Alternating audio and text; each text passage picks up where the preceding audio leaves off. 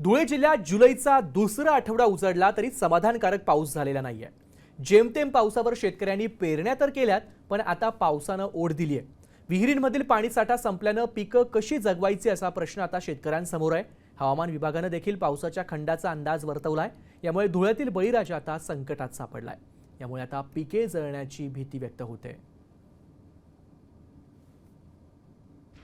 राज्यामध्ये पावसाची जर परिस्थिती जर बघायचं ठरलं तर राज्यामध्ये धोधो आणि धुळे जिल्ह्यातील पाऊस गेला कुठे गो असं म्हणण्याची वेळ आता कुठेतरी शेतकऱ्यांवरती येऊन ठोकलेली आहे।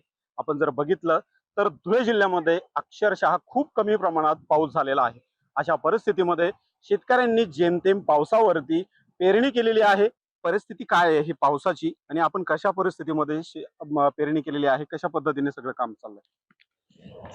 आता जुलैचा दुसरा आठवडा येऊन गेला आहे, पण अजून समाधानकारक पाऊस झालेला नाही।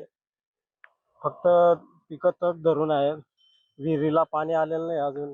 अशीच परिस्थिती राहिली तर पुढचं भविष्य खूप वाईट आहे शेतकऱ्यांचं।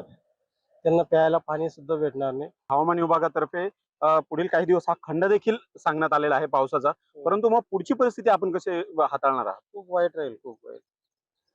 प्यायला पाणी भेटणार नाही, गुरांना चारा राहणार नाही, सर्व हाताबाहेर जाईल परिस्थिती। काहीतरी चांगला मार्ग काढायला पाहिजे सरकारने। तुला भूषण आहे रे, साम टीव्ही न्यूज।